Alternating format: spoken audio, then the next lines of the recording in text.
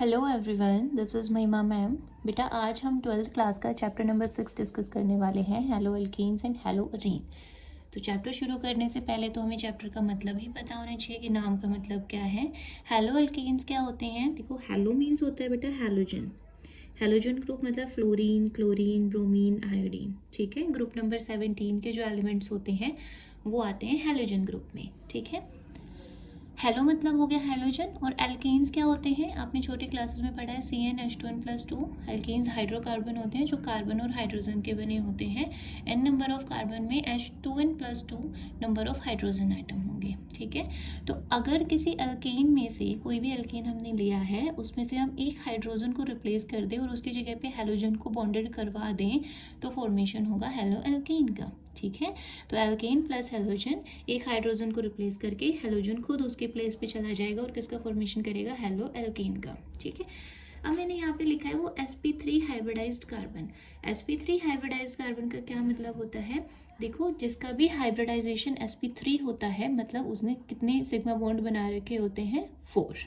ठीक है, जब भी आपको हाइब्रिडाइजेशन करना है काउंट, तो आप क्या करेंगे? सिग्मा बॉन्ड काउंट करेंगे around targeted carbon atom in a compound. ठीक है,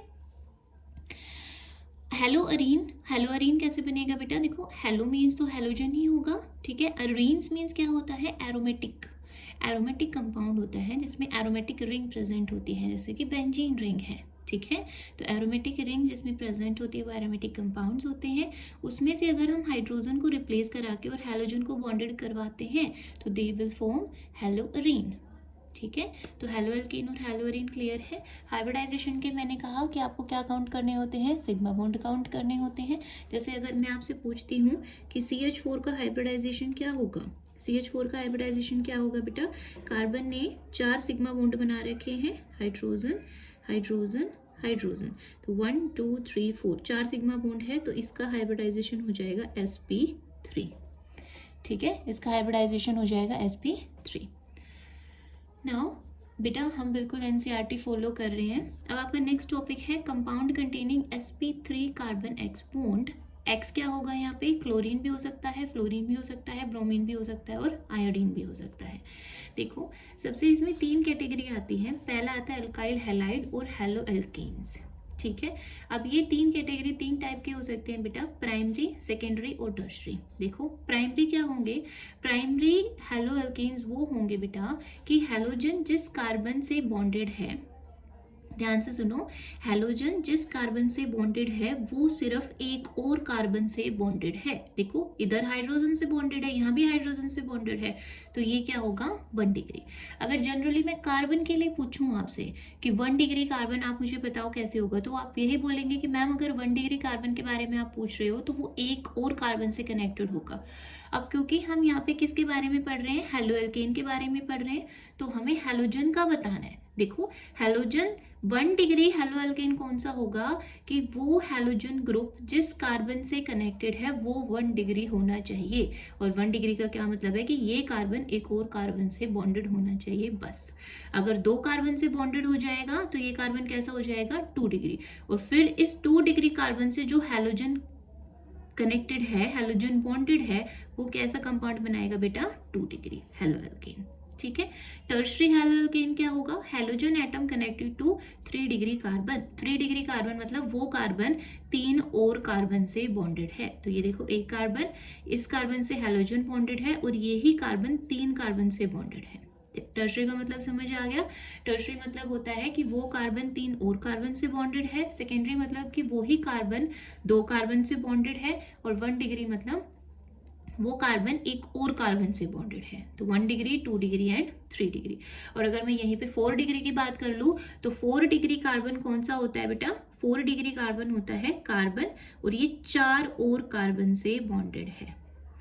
तो अगर मैं आपसे पूछूं कि ये कार्बन कैसा है, तो ये है 4 डिग्री, क्योंकि ये 4 और कार्बन से बॉन्डेड है। मैं आपसे पूछूं ये कार्बन कैसा है, तो अभी के लिए तो आप ये देख रहे हो ना कि ये सिर्फ एक कार्बन से बॉन्डेड है, तो ये कैसा है बेटा? 1 डिग्री। ये भी 1 डिग्री, ये भी 1 डिग्री और ये भी 1 डिग्री।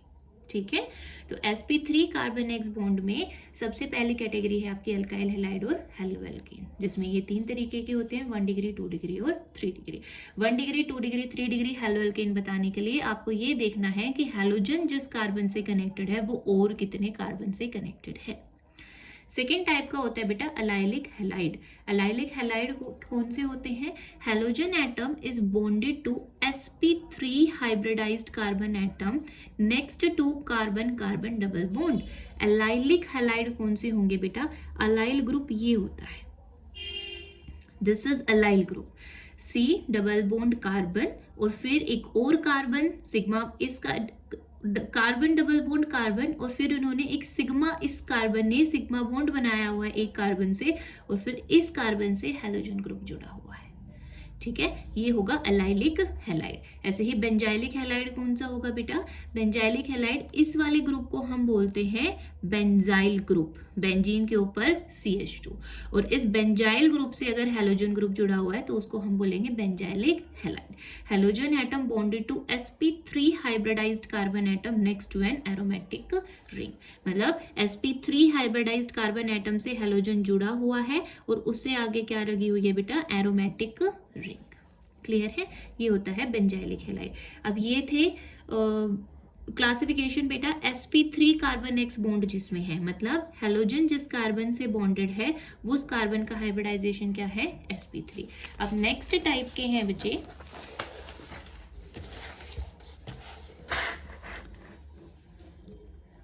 नेक्स्ट टाइप के हैं compound containing sp2 carbon x bond. sp2 carbon x का क्या मतलब है कि हैलोजन जिस कार्बन से बॉन्डेड है उस कार्बन ने 3 सिग्मा बॉन्ड बना रखे हैं, एक तो हैलोजन के साथ ही है और 2 और सिग्मा बॉन्ड बना रखे हैं। ठीक है, अब देखो उसमें सबसे पहला है vinylic halide. Halogen atom connected या bonded to sp2 hybridized carbon atom of a carbon carbon double bond. देखो कार्बन कार्बन डबल बॉन्ड है और इससे हैलोजन जुड़ा हुआ है, तो इस कार्बन ने कितने सिंगल बॉन्ड बना रखे हैं? 1 2 3। ये सिग्मा बॉन्ड है ना, ये तो पाई बॉन्ड हो जाएगा। ये क्या है? Sigma bond sigma bond sigma bond. तो ये कैसा है बेटा? sp2 hybridised. ठीक है, और sp2 हाइब्रिडाइज से कार्बन, इस कार्बन से हैलोजन जुड़ा हुआ है और ये कार्बन जुड़ा हुआ है डबल बॉन्ड कार्बन से, तो इसको हम बोलते हैं विनाइलिक हैलाइड। ठीक है, ये ग्रुप है विनाइल। उसके बाद अराइल हैलाइड क्या होगा? अराइल मतलब एरोमेटिक है, अगर एरोमेटिक रिंग से डायरेक्टली हैलोजन एटम जुड़ा हुआ है तो उसको हम बोलते हैं aryl halide. Halogen atom directly bonded to the sp2 hybridized carbon atom of an aromatic ring. जैसे ये वाला कार्बन है तो इस कार्बन ने एक सिंगल बॉन्ड ये बना रखा है, एक सिग्मा बॉन्ड ये है, एक सिग्मा बॉन्ड ये है, तो इसका हाइब्रिडाइजेशन क्या है बेटा? sp2। क्लियर है? यहाँ था बेटा आपका क्लासिफिकेशन हेलोएल्केन का और हेलोअरीन का। अब नेक्स्ट टॉपिक है आपका नोमेनक्लेचर। देखो नोमेनक्लेचर मतलब नाम लिखना। ठीक है, हेलोएल्केन का आप नाम कैसे लिखते हो? उसके 2 मेथड है। एक मेथड है कॉमन नेम आप कैसे लिखते हैं और एक होता है IUPAC नेमिंग आप कैसे करते हैं। कॉमन नेम, अगर आपको हेलोएल्केन का कॉमन नेम लिखना है तो आप सिंपल लिखते हैं अल्काइल हैलाइड, जिसमें अल्काइल क्या होगा? जितने नंबर ऑफ कार्बन एटम होते हैं, जितने नंबर ऑफ कार्बन एटम होते हैं उसको हमने अल्काइल, जैसे हम एक कार्बन के लिए यूज करते हैं मीथ, है ना, एक कार्बन के लिए यूज करते हैं मीथ, 2 कार्बन के लिए यूज करते हैं ईथ, ऐसे ही 3 कार्बन के लिए यूज करते हैं बेटा प्रोप, 4 कार्बन के लिए यूज करते हैं ब्यूट, 5 कार्बन के लिए यूज करते हैं पेंट। इतना क्लियर है? अब आप देखो मैंने आपको बोला है कि यहाँ पे आपको एल्केन हैलाइड नहीं लिखना, आपने क्या लिखना है? Alkyl halide. अल्काइल क्या होता है बेटा? अगर आप किसी भी अल्केन में से एक हाइड्रोजन को निकाल दे तो जो बाकी बचा हुआ होगा वो क्या होगा? एल्काइल। किसी भी अल्केन में से हाइड्रोजन को आप एक हाइड्रोजन माइनस कर दो तो क्या बच जाएगा? एल्काइल। जैसे अगर मैं बात करूं CH4, तो CH4 क्या है? मीथेन। मीथेन में से आप एक हाइड्रोजन को निकाल दो, ठीक है, तो क्या बच गया? CH3। CH3 क्या है बेटा? मिथाइल। ठीक है, CH3 क्या है? मिथाइल। ऐसे ही देखो CH3 CH2Br, हमने अभी पहले ही पढ़ा है कि हेलोएल्केन्स क्या होते हैं कि एल्केन में से एक हाइड्रोजन को रिप्लेस कर दो विद द हेलोजन। यहाँ पे यही तो हुआ है। देखो CH3 CH3 अगर मैं बोलती हूँ तो वो क्या हो जाएगा? इथेन हो जाएगा। CH3 CH3 क्या हो जाएगा? इथेन हो जाएगा। उसमें से मैंने एक हाइड्रोजन को रिप्लेस कर दिया विद द ब्रोमीन। ठीक है, ये क्या बन गया बेटा, कॉमन नेम आप लिखेंगे तो अल्काइल हैलाइड लिखना है आपने। कितने कार्बन का है, 2 कार्बन का है, 2 कार्बन के लिए आप यूज करते हैं ईथ, ठीक है, तो ये हो जाएगा इथाइल। और क्योंकि यहाँ ब्रोमीन ग्रुप है तो आप लिखेंगे ब्रोमाइड। यहाँ पे अगर क्लोरीन होता तो आप लिखते क्लोराइड, आयोडीन होता तो आप लिखते आयोडाइड, फ्लोरीन होता तो आप लिखते फ्लोराइड, ठीक है। और कॉमन नेम में बेटा एक तो आपने ये लिख दिया, अब यहाँ पे आता है एन, आइसो और नियो। एन मतलब होता है कि नॉर्मल चेन है, वहां पे कोई ब्रांचिंग नहीं है। जैसे मैंने ये लिखा इथाइल ब्रोमाइड, तो ये क्या है, एन इथाइल ब्रोमाइड भी आप इसे लिख सकते हैं, ठीक है। अब मैंने इसका लिखा है, देखो 1 2 3 4, 4 कार्बन है, ठीक है, तो उसके लिए मैंने ब्यूटाइल लिखा है। क्लोरीन लगा हुआ है तो क्लोराइड लिखा है, लेकिन मैं इसको एन नहीं लिख सकती क्योंकि यहाँ पे एक ब्रांच निकली हुई है, और ब्रांच भी कौन सी पोजीशन पे निकली हुई है, सेकंड पोजीशन पे। आप ध्यान रखेंगे बेटा, अगर सेकंड पोजीशन पे मिथाइल ग्रुप लगा होता है तो उसको हमें लिखना पड़ेगा आइसो। कॉमन नेम जब आप लिखते हैं तो आप लिखते हैं आइसो, ठीक है। सेकंड पोजीशन पे मिथाइल ग्रुप तो आप उसे लिखते हैं आइसो, तो आप इसे लिख देंगे आइसो ब्यूटाइल। 1 2 3 4 कार्बन है टोटल, सेकंड पोजीशन पे मिथाइल है तो आप उसे लिख देंगे आइसो ब्यूटाइल क्लोराइड, ठीक है। उसके बाद बच्चे IUPAC नेम्स आप कैसे लिखेंगे। IUPAC नेम लिखने के कुछ रूल्स हैं। सबसे पहले तो आप यही देखें कि IUPAC नेम में हमें जैसे यहाँ पे अल्काइल हैलाइड लिखना होता है, यहाँ पे हमें लिखना होता है हेलो एल्केन, ठीक है। हेलो में जो भी आपका हेलोजन ग्रुप है वो आ जाएगा, और एल्केन तो फिर आपको पता ही है, अगर 1 कार्बन का है तो मीथेन हो जाएगा, 2 कार्बन का है तो इथेन हो जाएगा, 3 कार्बन का है तो प्रोपेन हो जाएगा, 4 कार्बन का है तो ब्यूटेन हो जाएगा, ठीक है। जैसे एग्जाम्पल के लिए 1 2 2 कार्बन का है तो इसे हम क्या लिखेंगे, इथेन, और ब्रोमीन ग्रुप लगा हुआ है तो हमने लिख दिया ब्रोमो इथेन। कैसे लिखते हैं इसको, हेलो एल्केन, तो यहाँ पे हेलो की जगह पे ब्रोमीन था तो ब्रोमो हो गया, और एल्केन की जगह पे क्या हो गया, इथेन। तो IUPAC नेम में आप लिखते हैं हेलो एल्केन, और कॉमन नेम में आप लिखते हैं अल्काइल हैलाइड, ठीक है। अब ये तो बिल्कुल छोटा सा कंपाउंड था, आपने सीधा इसको देखा और लिख दिया, लेकिन अगर हमें लॉन्ग चेन का कोई कंपाउंड दे रखा है तो आप उसका नाम फिर कैसे लिखते हैं। देखो आप उसका नाम कैसे लिखोगे बेटा, देखो सबसे पहले आपको लॉन्गेस्ट कार्बन चेन सिलेक्ट करनी होती है, ठीक है। जैसे मैंने यहाँ पे ये स्ट्रक्चर लिख रखा है 1 2, अगर मैं लॉन्गेस्ट कार्बन चेन की बात करूँ तो मैं यहाँ से अगर शुरू करूँ तो 1 2 3 4 5 6 7, ये 7 कार्बन की चेन जाएगी, ठीक है। मैं यहाँ से शुरू कर सकती हूँ 1 2 3 4 5, ये 5 कार्बन की चेन जाएगी, ठीक है। यहाँ से भी शुरू कर सकती हूँ 1 2 3 4 5 6 7, है ना। तो 7 कार्बन की चेन ये है और 7 कार्बन की चेन ये है। तो पहला रूल हमारा होता है IUPAC नेम लिखने में, सिलेक्ट लॉन्गेस्ट कार्बन चेन, जिसको हम बोलते हैं पेरेंट चेन, ठीक है बेटा। तो सबसे पहले आप क्या करेंगे, लॉन्गेस्ट कार्बन चेन सिलेक्ट करेंगे। तो मैंने लॉन्गेस्ट कार्बन चेन 7 कार्बन की सिलेक्ट कर ली और ये सिलेक्ट कर ली, ठीक है। तो पहला रूल हो गया फॉलो। अब सेकेंड रूल क्या है, number the carbon atom according to lowest locant rule. Lowest locant rule क्या होता है बेटा, देखो अब आपने नंबरिंग शुरू करनी है। अब कंफ्यूजन होगी कि भाई नंबरिंग यहाँ से शुरू करें 1 2 3 4 5 6 लिखें, या फिर यहाँ से शुरू करें 1 2 3 4 5 6 7 लिखें, है ना।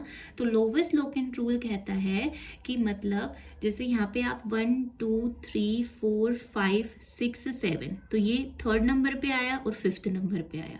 मैं यहाँ से अगर काउंट करूंगी तो ये भी 3rd नंबर पे और 5th नंबर पे आएगा। तो 3 + 5 दोनों में ही 3 + 5 और ये हो रहा है, मतलब 8 आ रहा है। तो लोवेस्ट लोकेंट रूल पता है क्या होता है, लोवेस्ट लोकेंट रूल होता है जैसे 1 आ रहा है, मतलब अगर मैं यहाँ से शुरू करती हूँ तो 1 पे आया 4 पे आया, ठीक है।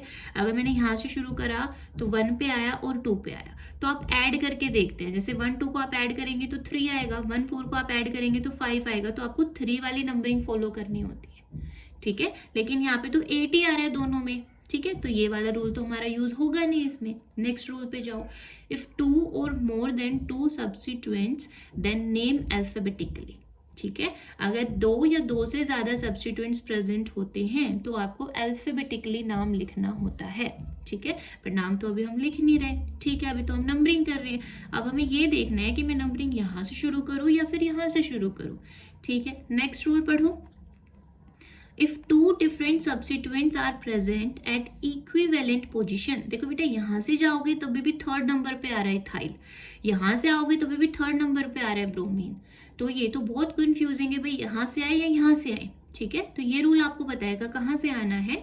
तो present at equivalent position from the two ends of the chain, then numbering the chain is done in such a way that substituent which comes first in the alphabetical order gets lowest number, ठीक है। Lowest number आप किसको देंगे, जिस substituent का alphabetically पहले आ रहा हो। तो ये ग्रुप जो लगा हुआ है बेटा, ये कौन सा ग्रुप लगा हुआ है, इथाइल।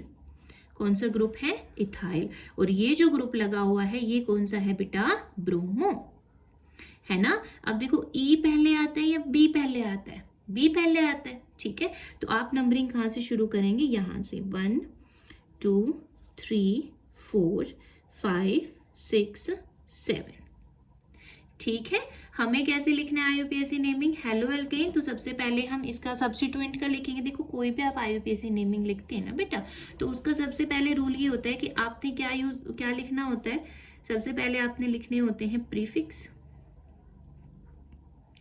ठीक है। फिर आपने लिखना होता है वर्ड रूट, और फिर आपने लिखना होता है सफिक्स। सफिक्स आप उसका लिखते हैं जिसकी प्रायोरिटी ज्यादा होती है, प्रीफिक्स आप उसका लिखते हैं जिस ग्रुप की प्रायोरिटी कम होती है, और वर्ड रूट में क्या आता है, जितने नंबर ऑफ कार्बन है, ठीक है। अब ये तो हमें पता है, हम तो हेलो एल्केन का लिख रहे हैं, तो हेलो एल्केन ही लिखा जाएगा। अब बताओ थर्ड नंबर पे क्या है, ब्रोमीन ग्रुप है, और फिफ्थ नंबर पे क्या है बेटा, इथाइल ग्रुप है। तो इसका नाम कैसे लिखेंगे आप, इसका नाम आप लिखेंगे 3 ब्रोमो, और फिफ्थ नंबर पे क्या है, इथाइल, 5 इथाइल, और 7 कार्बन का है, तो 7 के लिए आप यूज करते हैं हेप्ट, तो ये हो जाएगा हेप्टेन। क्लियर है बेटा। अब आप लोग पोज करके और पहले इसका नाम खुद से लिखना। इसमें जो रोल नंबर 4 है वही काम में आना है। ये है देखो आयोडीन, आयोडो ग्रुप है ये, और ये कौन सा ग्रुप है बेटा, इथाइल है। तो ई पहले आता है, आई पहले आता है, ई पहले आता है, तो नंबरिंग आप यहाँ से शुरू करेंगे 1 2 3 4 5 6 7, आप यहाँ से शुरू करेंगे। थर्ड पे लगा हुआ है इथाइल और फिफ्थ पे लगा हुआ है आयोडो, तो इसका नाम आप लिखेंगे 3 इथाइल 5 आयोडो हेप्टेन, ठीक है बेटा, ओके। अब जो डाई हेलो डेरिवेटिव्स होते हैं, मतलब कि एक से अलावा भी तो हैलोजन ग्रुप लगे हो सकते हैं ना, कि सिर्फ एक ही हैलोजन ग्रुप थोड़ी लगा हो सकता है। सो डाई हेलो डेरिवेटिव बेटा आपके 2 तरीके के होते हैं, एक होता है जेम डाई हैलाइड्स और एक होता है vicinal dihalide. Gem dihalides मतलब कि जो दोनों हैलोजन ग्रुप लगे हुए हैं वो सेम कार्बन पे लगे हुए हैं, और विसिनल डाई हैलाइड मतलब जो 2 हैलोजन ग्रुप लगे हुए हैं वो एडजेसेंट कार्बन पे लगे हुए हैं। एडजेसेंट कार्बन मतलब अगर ये कार्बन है तो इसका एडजेसेंट ये वाला होगा या फिर ये वाला होगा, तो यहाँ पे तो है नहीं, तो इसका एडजेसेंट कार्बन ये वाला है। तो मतलब 2 हैलोजन ग्रुप एडजेसेंट कार्बन पे जब प्लेस होते हैं तो उसको हम बोलते हैं विसिनल डाई हैलाइड या फिर विस डाई हैलाइड, ठीक है, विक या विस जो भी आप बोल सकते हैं, और ये इसको बोलते हैं बेटा जेम डाई हैलाइड, ठीक है। अब इनका नाम कैसे लिखते हैं, जेम डाई हैलाइड को लिखा जाता है बेटा एल्काइलाइडेन डाई हैलाइड, मतलब एल्काइल में आप यूज करते हैं जितने नंबर ऑफ कार्बन है, जैसे इथाइलिडीन डाई क्लोराइड हो गया, इथाइलिडीन इथाइल 2 कार्बन थे तो हमने इथाइल, ठीक है, और 2 क्लोरीन लगे हुए हैं तो डाई क्लोराइड, ठीक है। एल्काइलिडीन डाई हैलाइड लिखते हैं आप जेम डाई हैलाइड्स का, और विसिनल डाई हैलाइड्स का नाम आप लिखते हैं एल्काइलिन डाई हैलाइड। यहाँ पे 2 कार्बन थे तो हमने इथाइल यूज करा, तो इथाइलिन, और 2 क्लोरीन है इसलिए हमने लिखा इथाइलिन डाई क्लोराइड, ठीक है। तो जेम डाई हैलाइड में विसिनल डाई हैलाइड में इतना ही फर्क है कि जेम डाई हैलाइड में जो दोनों हैलोजन होंगे वो सेम कार्बन पे होंगे, और विसिनल डाई हैलाइड में जो 2 हैलोजन होंगे वो एडजेसेंट कार्बन पे होंगे। नेक्स्ट टॉपिक है बेटा आइसोमेरिज्म। देखो आइसोमेरिज्म क्या होता है, आइसोमर्स वो होते हैं बेटा जिनका मॉलिक्यूलर फॉर्मूला सेम होता है लेकिन उनका स्ट्रक्चर क्या होता है, डिफरेंट। ये आते हैं स्ट्रक्चरल आइसोमर्स में, ठीक है। तो इसमें दो आइसोमरिज्म हैं आपके सिलेबस में, एक है चेन आइसोमरिज्म और दूसरा है पोजीशन आइसोमरिज्म। चेन आइसोमरिज्म क्या होगा, मॉलिक्यूलर फॉर्मूला सेम होगा but differ in the chain of carbon atom. देखो इसे समझो, C4H9Br है तो मैं इसको कैसे कैसे लिख सकती हूँ, एक तो मैं इसको ऐसे लिख सकती हूँ CH3 CH2 CH2 CH2 Br, ठीक है। इसका नाम आप क्या देंगे, ब्रोमो ब्यूटेन, क्योंकि ब्रोमीन ग्रुप लगा हुआ है और 4 कार्बन लगे हुए हैं तो इसका नाम आपने लिख दिया ब्रोमो ब्यूटेन, ठीक है। और मैं इसको कैसे लिख सकती हूँ बेटा, देखो C4H9Br होना चाहिए, ठीक है। तो यहाँ पे तो मैंने 1 2 3 4 कार्बन की चेन सेलेक्ट करी है, लॉन्गेस्ट चेन यही हो जाएगी ना। अब मैं इसको ऐसे भी लिख सकती हूँ CH3 CH CH3 CH2 Br। देखो कार्बन काउंट करो 1 2 3 4, 4 कार्बन है, हाइड्रोजन कितने हैं 3 4 5 6 7 8 9, हाइड्रोजन कितने हैं 9 और ब्रोमीन कितना है 1। स्ट्रक्चरल फॉर्मूला बिल्कुल, मॉलिक्यूलर फॉर्मूला बिल्कुल सेम है लेकिन स्ट्रक्चर्स क्या है, डिफरेंट। अगर मैं आपसे पूछूं कि आप इसका क्या नाम लिखेंगे तो आप इसका क्या नाम लिखेंगे, लॉन्गेस्ट चेन आप यही सिलेक्ट करेंगे, ठीक है, क्योंकि ब्रोमीन और मिथाइल है, ब्रोमीन को आप प्रायोरिटी देंगे, लॉन्गेस्ट चेन आप ये सिलेक्ट करेंगे। नंबरिंग भी आप यहाँ से शुरू करेंगे 1 2 3, तो सेकंड पे मिथाइल ग्रुप लगा हुआ है तो आप इसको लिखेंगे। अच्छा अब ये सेकंड पे मिथाइल है और 1 पे क्या है, ब्रोमीन है, तो ब्रोमीन अल्फाबेटिकली आप लिखोगे तो 1 पे क्या आ जाएगा, 1 पे ब्रोमो, 1 ब्रोमो 2 मिथाइल और 1 2 3, 3 कार्बन का है तो प्रोपेन, 1 ब्रोमो 2 मिथाइल प्रोपेन। अब देखो फॉर्मूला तो बिल्कुल सेम था ना, लेकिन हमने क्या करा, हमने चेन अलग अलग सिलेक्ट कर ली। इसमें मैंने 4 कार्बन की चेन सिलेक्ट करी, यहाँ पे क्या करी है, 3 कार्बन की चेन सिलेक्ट करी है। तो बेटा जिनका फॉर्मूला सेम होता है, मॉलिक्यूलर फॉर्मूला सेम होता है लेकिन उनका स्ट्रक्चर बनाने के बाद चेन में डिफरेंस हो, बस ये दोनों क्या है, एक दूसरे के चेन आइसोमर्स, उनको क्या बोलते हैं, चेन आइसोमर्स। और जो ये प्रॉपर्टी एग्जिबिट कर रहे हैं उनको हम बोलेंगे चेन आइसोमर्स, ठीक है। सेकेंड है बेटा पोजीशन आइसोमरस। पोजीशन आइसोमरस प्रॉपर्टी वो एग्जिबिट करते हैं जिनके सिर्फ पोजीशन में डिफरेंस होता है, जैसे ब्रोमीन है, अब मैंने 3 कार्बन बनाए C3H7, फॉर्मूला यही रहना चाहिए, हाइड्रोजन हाइड्रोजन, यहाँ पे मैंने बनाया हाइड्रोजन हाइड्रोजन और ये क्या लगा दिया बेटा, ब्रोमीन, 1 2 3, तो आप इसका नाम क्या लिखेंगे, ब्रोमो प्रोपेन, ठीक है। अब मैं अगर सेम मॉलिक्यूलर फॉर्मूला से दूसरा स्ट्रक्चर लिखूं, अब मैंने ब्रोमीन की पोजीशन कर दी सेकंड कार्बन पे, बाकी देखो मॉलिक्यूलर फॉर्मूला चेंज नहीं होना चाहिए, 1 2 3 कार्बन है, 3 कार्बन है, हाइड्रोजन कितने हैं 3 3 6 1 7, 7 हाइड्रोजन है, ब्रोमीन कितने हैं 1। लेकिन अब आप इसका नाम क्या लिखेंगे, अब आप इसका नाम लिखेंगे 2 ब्रोमो प्रोपेन, 2 ब्रोमो प्रोपेन। तो यहाँ पे डिफरेंस किसका है, ये तो 1 ब्रोमो प्रोपेन था और ये क्या है 2, सिर्फ पोजीशन का, पोजीशन ऑफ हैलोजन चेंज हुई है दोनों में, तो ये दोनों क्या है बेटा, पोजिशनल आइसोमर्स, ठीक है, ये दोनों क्या है, पोजीशन आइसोमर्स, ठीक है। C6H4Cl2 का अगर आपको बनाना है तो इसका क्या बन जाएगा, देखो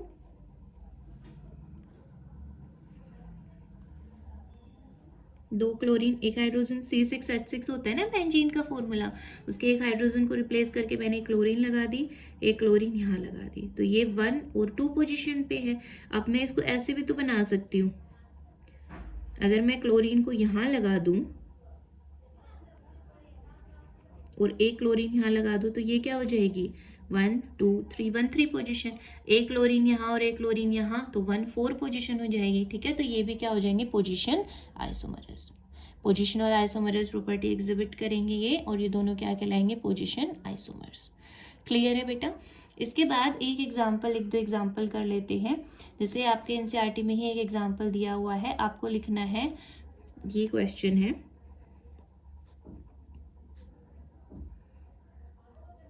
TERT मतलब होता है बेटा टर्शियरी, 4 टर्शरी ब्यूटाइल 3 आइडो हेप्टेन। ठीक है, ये आप खुद से लिखने की ट्राई करना पहले वीडियो को पॉज करके। सबसे पहले बेटा देखो क्या बोला हुआ है, सबसे पहले हमें वर्ड रूट देखना है, क्या है? हेप्टेन। मतलब एन मतलब सारे के सारे कार्बन के बीच में क्या है? सिंगल बॉन्ड है। और हेप्ट मतलब 7 कार्बन है। आपने बनाए 1 2 3 4 5 6 7। एन है तो सारे के सारे क्या होंगे बेटा? सिंगल बॉन्ड होंगे। ठीक, अब कह रहा है 3 पे आइडो, मतलब 3rd पोजीशन पे आयोडीन ग्रुप लगा हुआ है। क्लियर है भाई? इसकी वैलेंसी बाद में पूरी कर देंगे, जो बाकी बचे वहां पे हाइड्रोजन ही लगाने। कार्बन मैक्सिमम 4 बॉन्ड बना सकता है, तो जिसने 4 बना लिए ठीक है, जिसने 4 नहीं बनाया उसके साथ हम क्या लगा देंगे? हाइड्रोजन। कार्बन के हमें 4 बॉन्ड बनाने होते हैं उसके स्ट्रक्चर में। अब आगे क्या दिया हुआ है? 4 टर्शरी ब्यूटाइल। अब दिया हुआ है 4 टर्शरी ब्यूटाइल। टर्शरी मतलब कि जो 3 कार्बन से जुड़ा हुआ हो। 3 कार्बन से जुड़ा हुआ कार्बन क्या कहलाएगा बेटा? टर्शरी। तो 4th पोजीशन पे हमें ऐसा कार्बन लगाना है जो टर्शरी ब्यूटाइल, मतलब 3 कार्बन से जुड़ा हुआ है। और वो कौन सा ग्रुप है? ब्यूटाइल ग्रुप है। तो 1 2 3 4 कार्बन हो गए। ठीक है, और इस कार्बन को हमने इस कार्बन से जोड़ना है, तो ये बन जाएगा 4 पे टर्शरी ब्यूटाइल। देखो टर्शरी है ना, ये कार्बन 3 कार्बन से जुड़ा हुआ है, और ब्यूटाइल है क्योंकि 4 कार्बन है इसमें। ठीक है, अब बाकी कर दो इसकी वैलेंसी। CH3 आ जाएगा, यहाँ पे हाइड्रोजन, यहाँ पे हाइड्रोजन, इधर हाइड्रोजन, इधर हाइड्रोजन। इसमें भी बेटा यहाँ पे CH3 और CH3 ग्रुप हो जाएगा। इसमें एक हाइड्रोजन, इसमें एक हाइड्रोजन, यहाँ हाइड्रोजन, हाइड्रोजन। तो ये हो गया 4 टर्शरी ब्यूटाइल 3 आइडो हेप्टेन। क्लियर है सभी को? अगर टर्शरी की जगह पे SEC बोले तो SEC क्या होता है बेटा? सेकेंडरी। फिर आपको ऐसे कार्बन से जोड़ना है जो 2 कार्बन से जुड़ा हुआ है, तो आप इस कार्बन से बॉन्ड बनाएंगे फिर। ठीक है, अगर मैं यहाँ पे बोल देती है कि 4 सेकेंडरी आपको अगर जोड़ना है तो आप फिर इस कार्बन से बनाते हैं। ठीक है बेटा, तो सेकेंडरी और टर्शरी। आज के लिए इतना ही, मिलते हैं नेक्स्ट पार्ट में। Thank you.